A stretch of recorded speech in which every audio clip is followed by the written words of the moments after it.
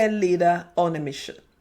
A leader on a mission is someone who exposes how business shifts costs to society while maximizing profit. Welcome to the Meaningful Work, Meaningful Life podcast, another inspiring episode of Meaningful Work, Meaningful Life podcast, the show that empowers you to redefine the life you want and live your best life right now. I'm your host, Francine Belly, and in this season 10, we are delving into the theme of leaders on a mission, where we explore the personal journeys, impactful work of visionary leaders who are making a difference in the world. Today, I'd like to bring you the incredible conversation I had with Chris Marquis, Sinyi Professor at the University of Cambridge School of Business and author of the book, The Profiteers, How Business Privatises Profit and Socialize Costs. So, Chris is also a prolific writer with contribution to Forbes, the Boston Globe, Washington Post, Fortune Times, and Harvard Business Review. In our chat, Chris exposes the strategies that companies use to shift the environmental and societal costs whilst maximizing the profits for their shareholders. So it's eye-opening, to say the least. And what makes Chris a leader on a mission is an unwavering commitment to redefining what responsible business looks like. He doesn't just critique the system, he offers a roadmap for transformation. So he highlights pioneering companies that are not just doing less harm, but are actively creating positive impact. So Chris also shared his personal journey and how he was inspired by his students to writing groundbreaking books like The Profiteers. So his insights are not only thought-provoking, but also incredible actionable. And if you are passionate about corporate sustainable responsibility, curious about businesses, how they can be forced for good, or just looking for inspiration to align your work with your value, you don't want to miss this episode. So sit down, relax, and get ready to be inspired. Welcome, Chris. Francine, thanks so much for having me. Great to be here. Yes, thank you so much, Chris. As I told you offline, I'm so excited about this conversation. And then before we get into it, tell us, what's your background?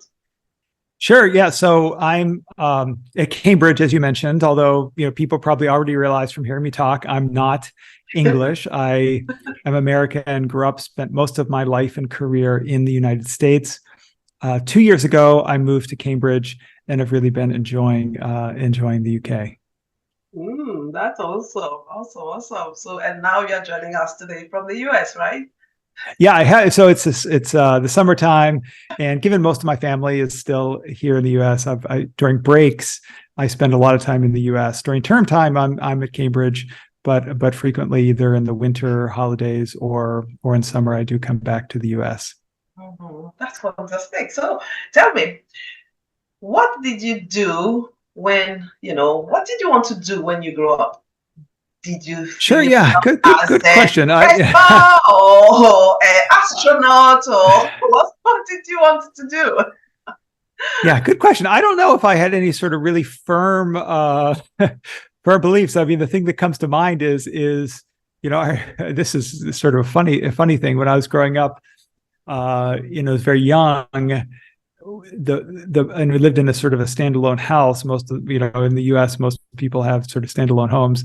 And next door, people were having a cement porch put in, and there was a cement truck that has they have this rotating back to keep mixing the cement. And I was just fascinated with this. And for a long time, I thought I wanted to be a cement truck driver, which I know is sort of not exactly where you were going with that, but I think that's sort of immediately what came to mind. I've been in academia for now about 25 years. I started getting my PhD in 2020. Before that, I worked in the financial services industry. I think in general, I was interested in in business, sort of wasn't exactly sure about sort of mission-oriented businesses or academic research that I ended up doing. But over time, I came to sort of realize that actually being a professor, an educator, and researcher was where I wanted to spend my time and energy. That's really fantastic. So, what is one thing that people don't know about you? One thing people don't know about me. That's funny. So thinking about it, it's again sort of going back into, I guess all these things are going back into my past. Around that same age is when I wanted to be a cement truck driver. I was a child model, actually, believe it or not.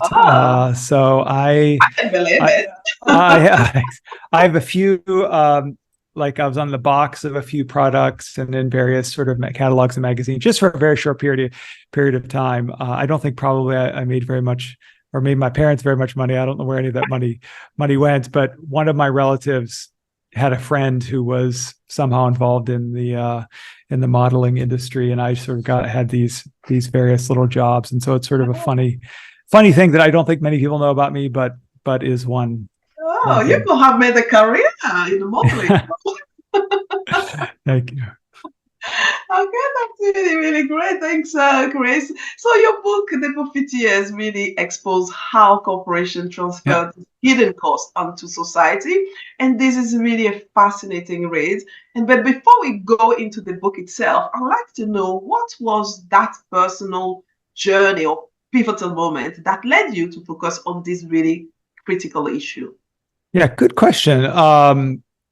It's hard to boil down sort of one, so I'll give you two if you don't mind. I'll take two. And I think they represent a lot of what generally sort of inspires and motivates me. So one is from my students. Actually, about 15 years ago, I was teaching class on corporate social responsibility.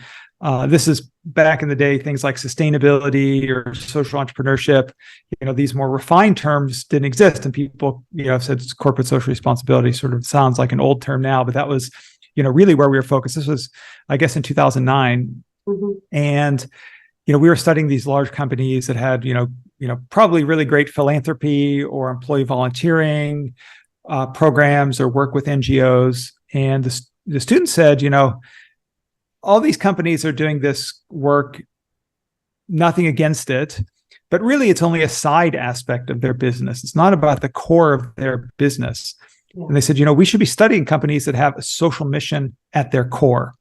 And this was something that I never, really thought that much of. They mentioned the B corporations, which are companies that are certified for their social and environmental impact. And I ended up doing a bunch of studies in an earlier book on the B Corp movement. And so certainly that had an influence, but I think the idea that, companies could have a mission at their core is something that really inspired my students. And over a number of years, actually, I transitioned that class I was teaching into a class that was really about really social entrepreneurship and how companies can actually really have a deep mission at their core. Yeah. One of the companies, and I've studied hundreds of companies now, that really was inspiring to, really the trajectory of this book that I ended up doing, The Profiteers, interestingly and maybe counterintuitively, was a company that was doing the right thing. Ooh. So, the Profiteers, how business privatizes profit and socializes cost, it sounds like a critique of business, and it is. It's just very much a critique of the system and the policies and the investment markets and many of the ideas and large corporate leaders as to what responsible business should be. But there's a lot of entrepreneurs, with mission at their core that are really, trying to do the right things. And so this entrepreneur was the co-founder of a company called Grove Collaborative. And what he described to me is that Grove Collaborative is a company that produces sort of, produces, markets, sells a variety of home and health and beauty type products and home cleaning products. Many of these products are traditionally packaged in plastic because they're liquids and they need some sort of vessel that isn't porous, and plastic is usually the cheapest way to do that. And he said, the core of my business is focused on eliminating plastic. And, I'd never really thought that much about sort of plastic. I mean, I knew plastic was a problem, but I hadn't thought about an entrepreneur sort of seeing that, his mission isn't about selling more products or, doing something great for his stakeholders, but actually the core mission is about really, orienting the business around, creating positive good as opposed to just mitigating negatives. And he talked to me about how actually having this core mission really influenced a lot of the innovation of the company. So they came up with new formulations for their products. So like shampoos traditionally are in liquids and bottles. They came up with some new bar shampoos, which actually won a bunch of awards. They created new innovative ways of doing cost benefits inside their companies. So the P&L of many of their sort of business lines actually costed out carbon, or there's costed out carbon, but also costed out plastic. So they created ways to sort of financially incentivize their managers, and also created a badging system so consumers could understand the plastic content. So this idea of really trying to be deeply sustainable in the business model create a lot of innovation for good. And so, I'm glad I got to mention those two examples because, so much of what has inspired me is my students and actually the entrepreneurs that I study. And I think, I'm learning a lot from them, and it's sort of really an honor in many cases to try to, connect the dots between many of those stories and bring those stories to public light. Yeah, this is really fascinating, actually, understanding how those social enterprises have actually put at the core of their mission to actually, as you say, not mitigating all the negative effects that have been out there, but actually positively influencing the society. What do you think actually is the incentive that many other companies don't think that way? Obviously, we know that there is like a lot of, very convenient, because when you think of this example, soap or shampoo is so convenient for the consumer themselves to have like a liquid shampoo rather than a bar you have to wait to put on your hair, etc. So actually, I now use bar shampoo. It actually works pretty much as good, as easy as liquid shampoo. Actually just lather it up in your hand a little bit. It's very lathering, and then you can sort of do your but your question, I know, was about like why aren't more companies doing this? I think in general, and I think and one of the reasons I wrote this new book, and I focus on this critique of how business privatizes profit and socializes costs, is that the way the systems in our world, policy systems, investment markets, are set up, really encourage companies to focus on short-term profits as opposed to, thinking about how they can, innovate more broadly. And so I think one issue is that it's not even that there aren't incentives, it's just that there's so many barriers and so many constraints just to how business is normally done that companies, they're, understandably, there's all, it's a challenging marketplace nowadays, and there's all kinds of, sort of fires, so to speak, that, they have to deal with, the CEOs have to deal with on a day-to-day basis. So it's a really very hard. So I think a lot of the work I do is to try to help some of those innovations gain a wider sort of knowledge, and so they can influence policy, influence investors, to try to help shift some of those systems, because innovators and entrepreneurs like Growth Collaborative are amazing examples, and they're proving that this can be done in an effective way. But voluntary action from entrepreneurs is only going to get us so far. We need to actually have broader systems support this if we're going to be more sustainable as a world, because there's a lot of issues with climate change, a lot of issues with inequality that we need to be very seriously addressing. Yeah, definitely. And as you say, and I read in the book, and I know that a lot of these problem come from companies. However, going back to what I was kind of alluding to earlier, and what I'm thinking myself is, are we consumers also part of the problem? Because if we always look for convenience, like all those single-use items, Yeah. I really don't understand why. They are actually, they'll tell you business. I come from business also kind of background. They'll say that they are kind of looking at the market. They want to satisfy customers' market and customer needs, and they want single use, etc. The only thing they're doing is to satisfy customers' trends. What would you say about that? Yeah, I think so. We as consumers need to be doing everything we can. No doubt about that. So I try as much as possible to be a sustainable, consumer. I don't buy a ton. I try to buy things, from brands that I know are sustainable and ethical. I'm not perfect, I do buy things through Amazon. I will sometimes, get a Like single me? use, single use, sort of drink. So no one is perfect. It's really very challenging. But I think though that where I have problems with companies always saying that is because they are in many ways the most active shapers of policy and consumer behavior. And so they're sort of talking out of, both sides of their mouth in some ways, saying, so a real extreme example, for instance, is around, greenhouse gas emissions and carbon emissions and how that influences,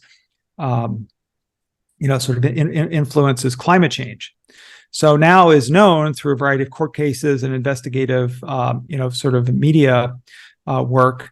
The fossil fuel industry has for decades been hiding the evidence they have that there is a link between carbon emissions and climate change. They also do things like, sort of come up with this idea of individual carbon footprint, so that people think it's their own responsibility. So it's very convenient for them to say like, oh, well, people want to, they want to drive, they want to, fly, but then also they're very actively hiding and shaping things so that we all do think that it's our responsibility. So I think the companies, and that's, they want to do that for their bottom line. So I think the companies, we need to actually look much more, in a much more sort of forceful way at their behavior and they their production as a root of some of these issues we have. Yes, in the book there are so many interesting concepts actually that I'd like us to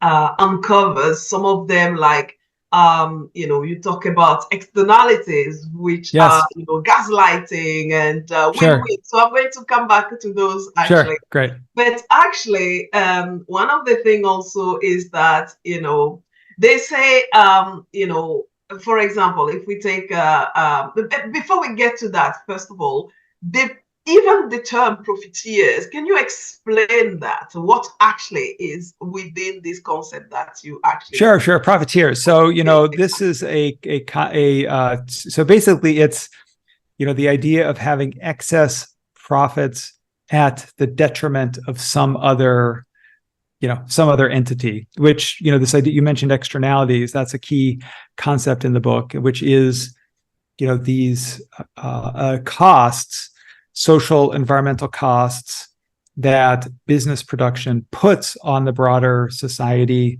and as a result ends up getting higher profits. So, the canonical example nowadays is carbon emissions.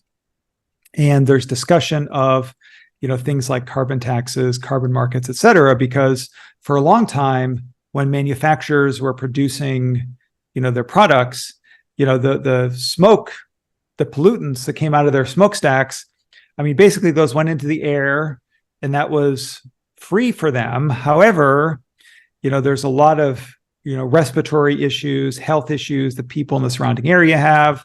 There's, climate change is another issue. So this idea of sort of excessive profits at the cost of someone else is really what I'm trying to get at with the profiteer idea. In terms of those externality, before I even come to that, what you just said about carbon emission, I was even reading like today, a lot of big companies, especially tech companies, are actually buying carbon credits. So instead of reducing your carbon footprint, you just go and externalize even. Right. I think your emission. Say, oh, let's be polluting more and go and buy some credits from these kind of companies. This is weird. So what do you think about this concept? So I think the way you put that is put very, very well. I do think that's that does get to the root of some of the critiques. I mean, there's a couple of very important critiques of sort of the carbon offset, in carbon markets where you can buy these offsets. So one is exactly what you're saying, that businesses should be focusing on reducing their own carbon footprint, not sort of looking for other ways to do it. So that's I totally agree with you. And some of the standards are around carbon offsets, like there's this Science-Based Targets Initiative, SBTI, which is seen usually as sort of the gold standard of how companies should be accounting for their carbon. So in order to qualify under their program, the offsets can't be more than 10% of the overall emissions. I think it is important to recognize that, as companies are transitioning, maybe offsets might be a good thing. Idea, yes, not a solution. Yes, something until they get something. However, I think a really important point is that those offsets frequently are not rigorously documented, so that there's been a lot of exposés about how many of the carbon emission or carbon offsets, actually the projects that are underlying them actually are not offsetting carbon. So I think another issue that we need is that, even if they need to be used a little bit, we need to actually really ensure that any offsets that are claimed are actually real offsets. And it's actually very complicated to actually determine whether something is an offset or not. And there's these exposés have been published, and there's a lot of attention now on trying to rigorously account for those. So I think that, at least in the near term, there will be a need for a little bit of that, but we just need to really make sure that it's done in a authentic and rigorous way. Yeah, definitely. Another externality that I'm looking to explore, actually two others, is one poverty, actually, also. That was fascinating to see, actually. Tell us more about that, actually. How Sure. So there's a couple, there's many different sort of threads here. I'll just sort of go with one of the sort of most sort of obvious. So, income inequality in the world has been increasing for the past 50, 60 years, maybe even longer. And what this does, I mean, the rich are getting richer, basically, and the poor are getting poorer. And this creates all kinds, poverty in general creates all kinds of costs to a society, be it sort of healthcare costs, other, just sort of degradation of environment, sort of has spillover effects as well. And there are studies that show that as the level of income inequality increases in a society, actually the GDP of a country decreases. So this is, an example of where, the costs of poverty to the overall society are, really are very significant. However, implicit in the income inequality is that the rich are getting richer. So, even though the overall GDP may be going lower, the rich are getting more and more percentages of that. And sometimes they, can lobby or other ways in which they can influence the government So this, I think, is really important that, at a macro level, that we need to sort of understand that actually closing that income inequality gap, helping raise people out of poverty, is hugely important for, for economic viability of societies, and not letting the rich sort of really take advantage of these negative effects on the poor. A little bit more micro example I'll give you. So that's sort of at a macro society level. If you look at supply chains of companies, frequently there, many times, the materials that are being gathered, where things are being, put together, there's not living wages. People are living in tremendous poverty, huge issues of environmental degradation, which also has negative health effects.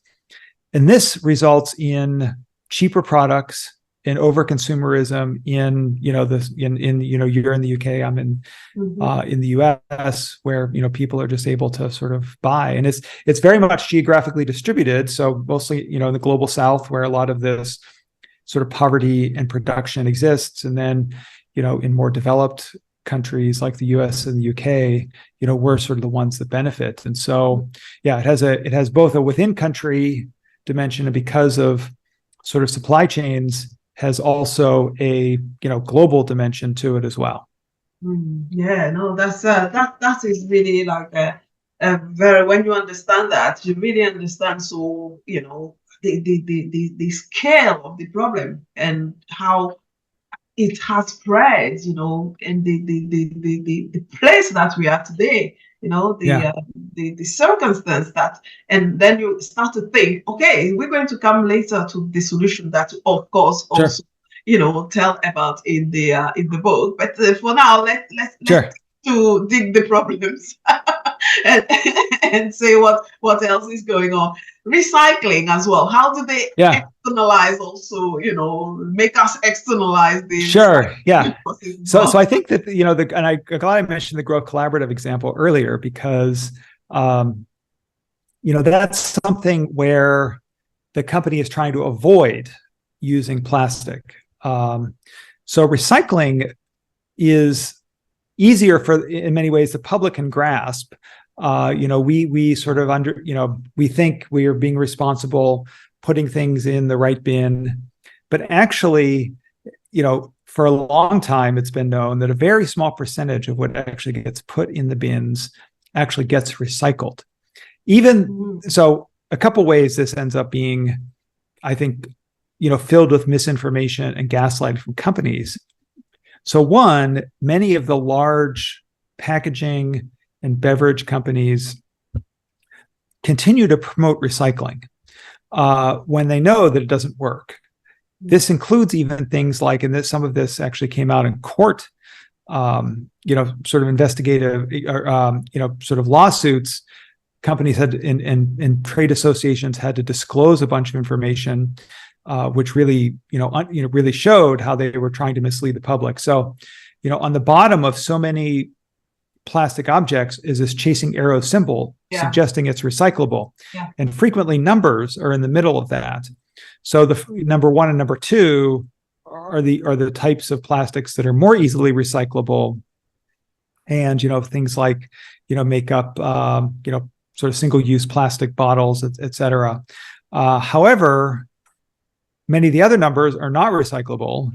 The industry knows this, but they think like, okay, if we're putting the numbers on there, people will think they're recyclable, and then they won't actually come talk to us about why aren't you actually changing your product packaging or coming up with new systems to really avoid this recycling. So I think that, it's a lot cheaper for the industry to promote, okay, we're just going to run some PR campaigns around recycling and actually have consumers think that it's their responsibility, as opposed to actually doing something deeper and reforming the actual production process.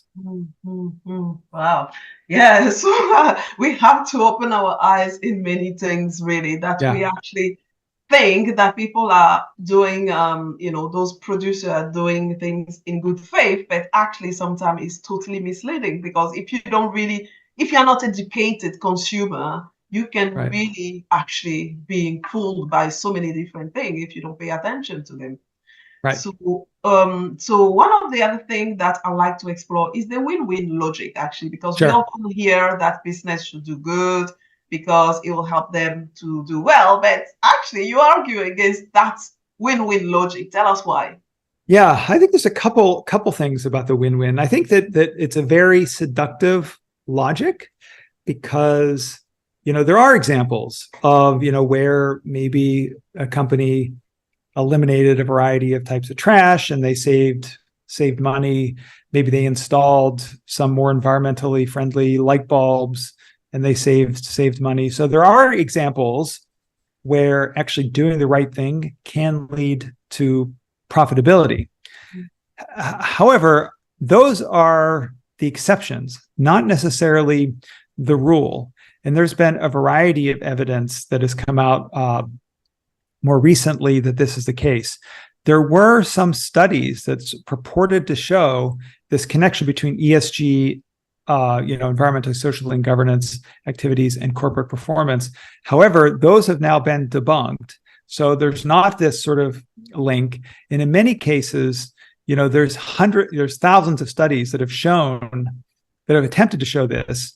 And it really, I think, acts to question the logic of that research, because if you keep trying to show something thousands and thousands of times, it really suggests there's more of an ideological commitment to it as opposed to actually the fact that there might be some, sort of research or underlying, sort of set of findings. If there actually were strong findings about this, there wouldn't need to be thousands of studies. It would be sort of settled.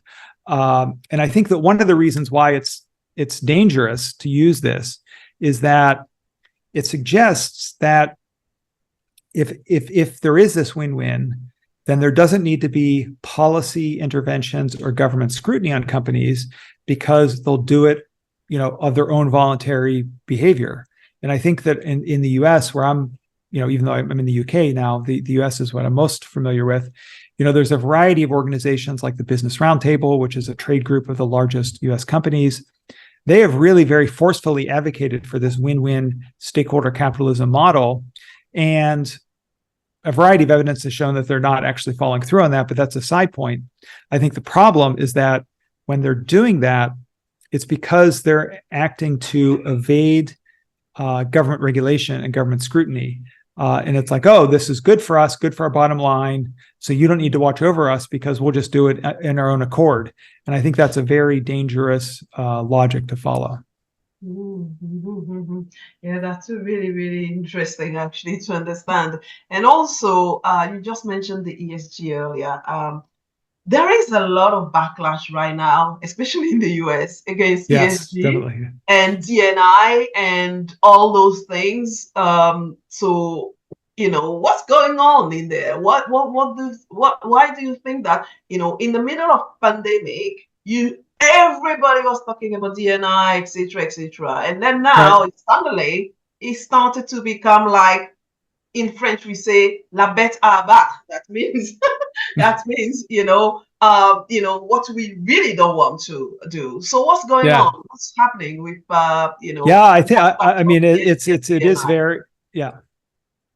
Yeah. I mean, I think part of it is I think that these groups like the Business Roundtable, like the fossil fuel industry, they are really threatened. I think the fact that actually a lot of these issues are being talked about in a much more, sort of forward way, during the pandemic, and there was, George Floyd was murdered, which brought a huge amount of attention to systemic issues in our society around discrimination, racism, climate change. There's all kinds of examples of that. And so many people, I think, were coming out, sort of powerfully and saying this was important.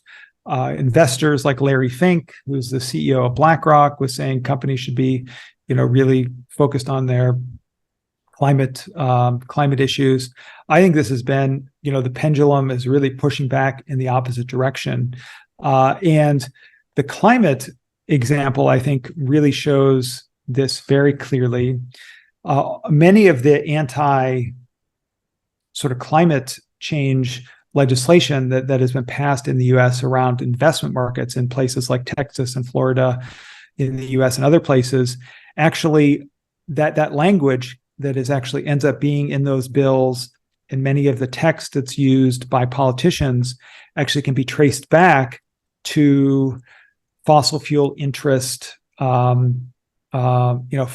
funded think tanks like the Heritage Foundation, these other right-wing think tanks that are funded by people like the Koch brothers who make their money through fossil fuels. So I think a lot of it's a backlash, and it's a backlash funded by self-interested industry people in the fossil fuel industry, particularly on the climate topic. And so I think this is something where, we need to be, vigorously, sort of fighting back against, because one of the, and I think the companies know this. And so, one of the phenomena that has come about, a sort of a new term, is green hushing. I don't think I talk about green hushing in my book because I don't think it was greenwashing. So what's this green hushing now? green hushing is where companies are still continuing to do their environmental, their DEI activities, but they're quiet about it. They're hushed. They're not saying it because they worry that many of they do not want to be attacked. Exactly. So that's something that is happening. But I think, I mean, in the all around the world, there's all these elections happening. The U.S. is one of the next big ones, and let's just hope that that the election turns out in a positive way and continues to support these topics, because I think if Donald Trump gets elected, that's going to be 4 years of wrong directions on these topics of climate, on diversity, et cetera. Yeah. So let's finger crossed. Let's pray. Yeah. So another thing that I like to explore, which was a big aha moment also for me in the book, is that and also we learned a lot in management school about Jack Welch way of managing. Sure. But actually, it turned out that this was one of the big casualties. Can you elaborate a little bit, especially for people who are business-minded, who have been business management? Jack Welch of GE was, and his method of management has been, we have learned this as, one of the greatest things. So tell me more about it. Sure. So Jack Welch, he was named, I think, by Fortune magazine as the manager of the century for the 20th century. Mm-hmm. However, his very sort of short-term finance-focused model has really come under pretty tremendous attack more recently. I have a few sort of discussion points and anecdotes in the book, but really draw a lot on, there was a book just a couple years ago by a New York Times journalist named David Gelles, who wrote, I think it's titled, Jack Welch, the Man Who Broke Capitalism.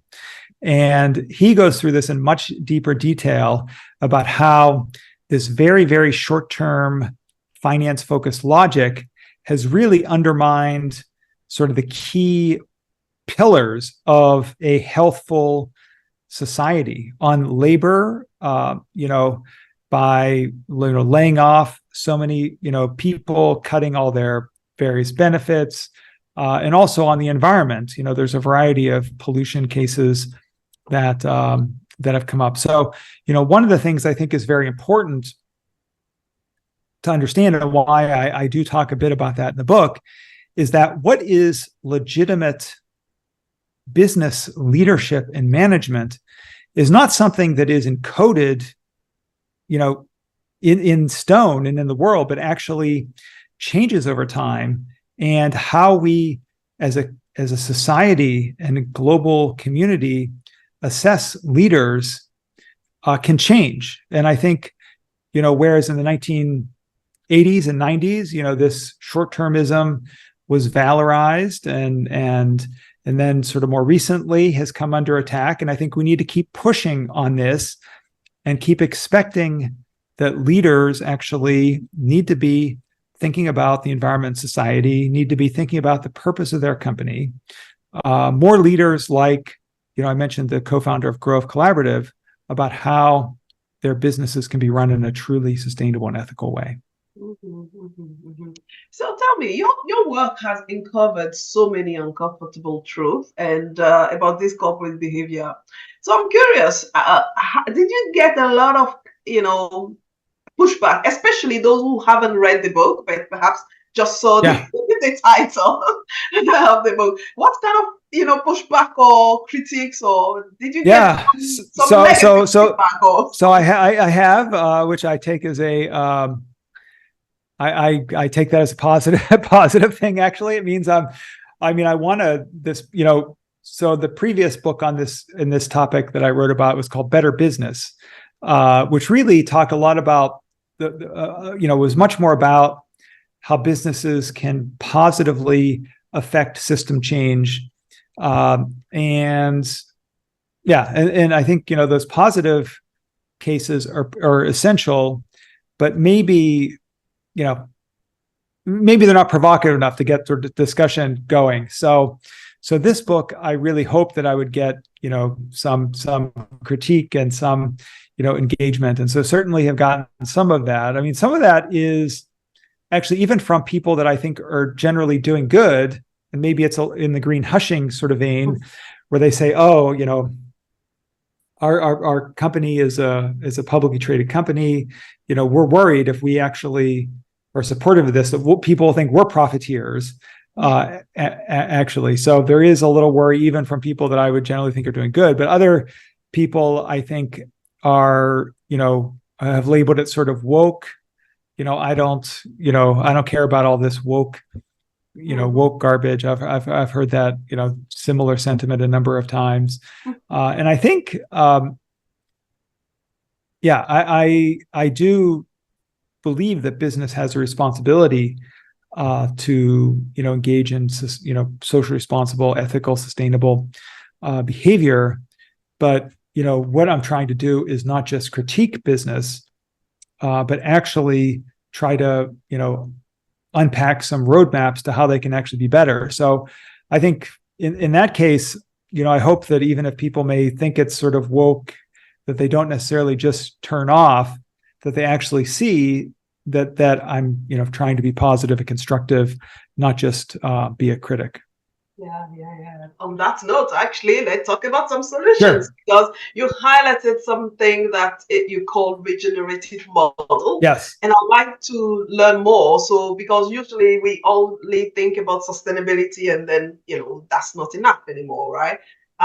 So can you share some examples of business that have successfully adopted that and what they are doing? So I think, one of the themes in the sort of end of the book where I focus more on solutions is that, there's not one sort of silver bullet that's going to solve everything. I think, we need policy change, we need change in investment markets, we need businesses, I think, to play a very important leadership role in this, because they, in many cases, are where the rubber meets the road in, producing things and actually creating innovations that can be possibly for good.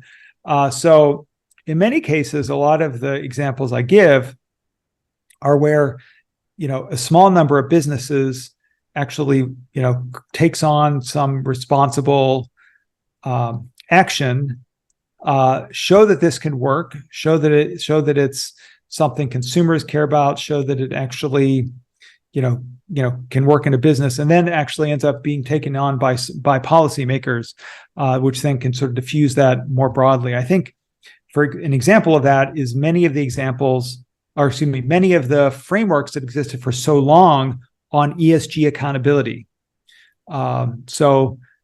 Since really the late 1990s, there has been a lot of work, mostly from the NGO community, on corporate accountability. This is the Global Reporting Initiative, Sustainable Accounting Standards Board, the ISSB, many other of these sort of acronyms, TCFD, Task Force on Climate-Related Financial Disclosures.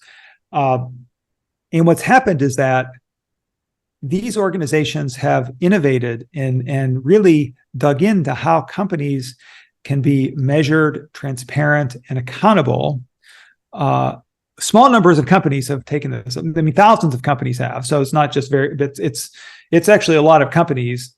But in the overall scheme of corporations, I mean, there's millions of companies in the world. So many of these ideas now have been enacted in the EU. There's this CSRD, the Corporate Sustainability Reporting Directive, which actually takes this decades of innovation and rigorous work from NGOs, from companies, and actually creates governmental standards about it. So I think that in many ways we can't do things voluntarily. Things have to end up being done through a much more systematic way. On the question of regenerative, this is something where I really learned a lot from many of the entrepreneurs that I interviewed around how to actually move beyond sustainability. Because sustainability, in many ways, is something we all know about. The UN has its sustainable development goals. Companies have sustainability reports. But sustainability, in many cases, is about doing less harm. And, maybe for a long time that was okay, but we're at a situation with climate and inequality where I think we need to hold companies to a stronger accountability, not just doing less harm, but actually doing sort of positively good for the world and for society. And this is what regenerative approaches are about. So this really came about through agriculture, and the idea being that, if, for a long time we had this sort of monoculture factory farming model where, large companies would both on the sort of the growing side, but then also on things like the seed and other side, would really promote very efficiency based, but also very environmentally destructive types of planting and growing behaviors. However, actually, if you go back before that time, and it's actually, there's a much more sort of natural and and I use the word regenerative to mean that actually what happens if you grow crops in a way that is thoughtful and takes biodiversity into account, and it's not in a mono crop way, actually by doing doing agriculture thoughtfully, you can actually give back to the soil, so the soil becomes more fertile, more rich. You can get back to ecosystems; they become sort of more diverse, more sustainable. And I mention this because a company that I studied a lot in the book, Patagonia, which is well known for its sustainable performance, when I interviewed one of the leaders there, he said to me, the light bulb really went off for us on this topic when we started doing food business. They have a business called Patagonia Provisions, which is a small part of their business, but actually has had a big impact on the thinking of their firm, because they learned that actually through many of the sort of thoughtful ways that food can be grown, that actually a business can give back in a positive way. And they said this actually spread to many of the different businesses they had. So in the past, Patagonia's mission statement had the clause and do less harm. And they said that, the person I interviewed said to me, boy, we realized we were admitting in our mission statement that we were doing harm, which they said is sort of crazy. So they changed their mission statement to we're in business to save our home planet. And they actually innovated a lot in their value chain, be it sort of the upstream, way they get materials, way they produce things, all the way through downstream to consumer effects. And so, this is an area where I think companies being much more thoughtful about, their business model and their value chains, not just taking, but actually being able to positively give back. And I think this is something where there's a lot of attention and discussion around regenerative practices. And I think this is something where, leading businesses can be focusing their attention. Thank you. Patagonia seems to be doing well in all around everything, really. Even ChatGPT, when you are looking for a sustainable business, the first thing that comes all the time is Patagonia. Okay. Uh, Another idea or another, question is that, outside, let's say, Patagonia or agriculture model, for example, those unhealthy food chain that produce unhealthy food, how Sure. can they become also regenerative or adopt this generative model actually? Yeah, it's very complex because it's, Mm, there's, I mean, I think that again, over time, I think with policy, hopefully, this is where, or investment markets. So one example, a very small example, is, a big, huge destructive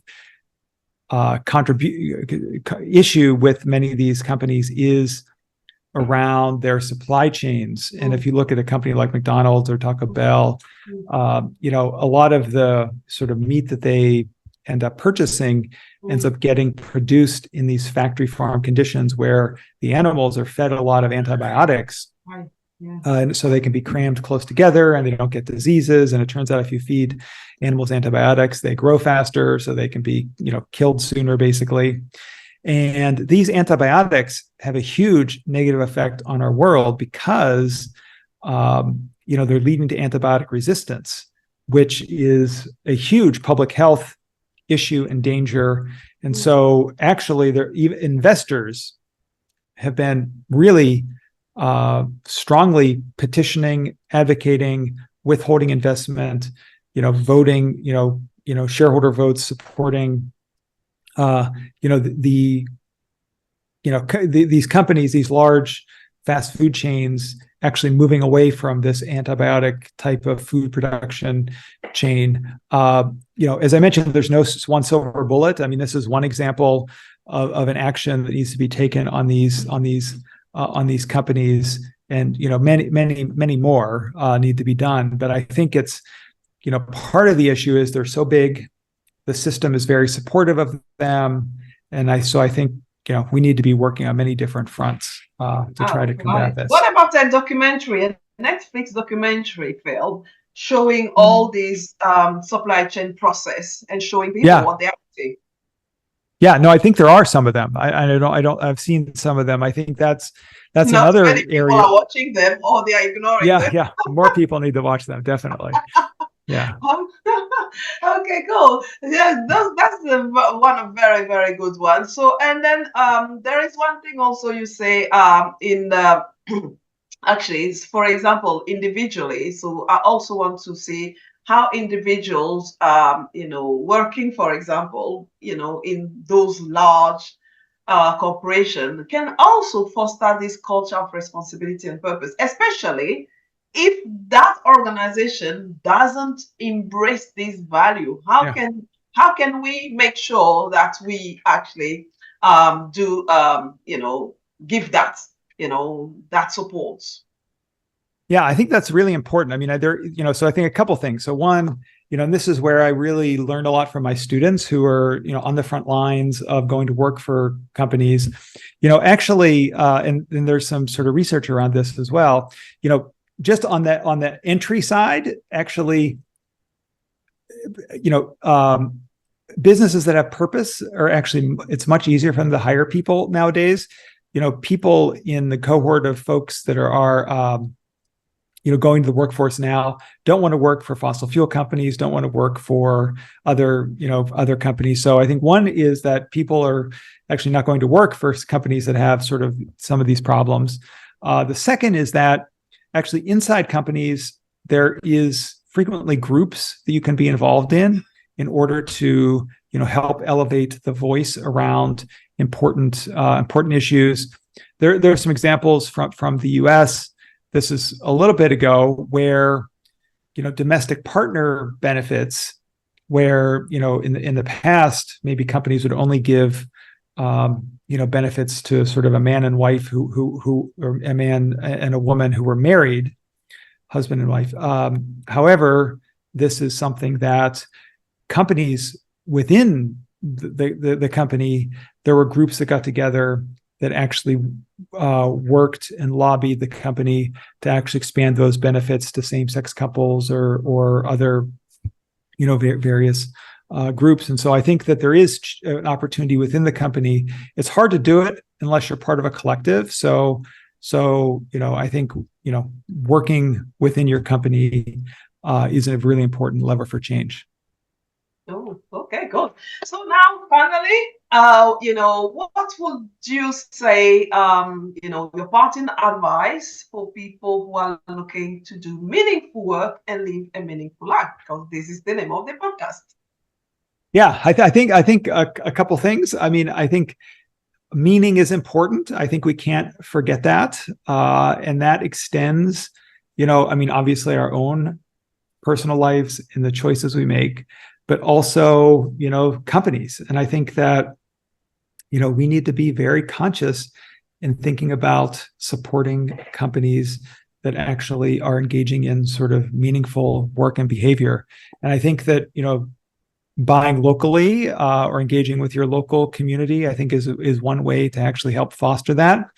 I think, there's a variety of sort of certifications that you can look to. Those aren't perfect, but just sort of one quick way, like, could be Fair Trade or B Corporation or whatever. But I do think that we need to be thinking very deeply about, who we're engaging with on a daily basis in the commercial realm in order to keep fostering meaningfulness.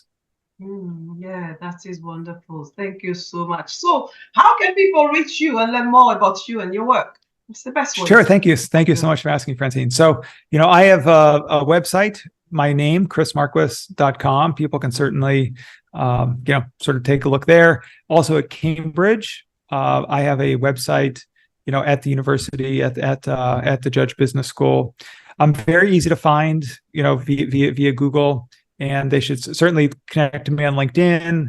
And please feel very free to be in touch. I'm very happy to hear from people who are interested in these topics and would love to, continue to build this important movement around businesses doing good. Yeah, thank you so much, Grace, for this insightful conversation and your work. For all the other listeners, if you haven't done so, grab a copy of the book, actually, The Profiteers, How Business Privatize Profit and Socialize Costs by Christopher Marquis. And you'll learn much more of what we just discussed. It's only tiny bit that we've discussed today. Did you like this conversation? What was your key takeaway about this episode? So let me know in the comment below, and make sure you subscribe to this podcast on your favorite podcast platform and YouTube so you don't miss any episodes.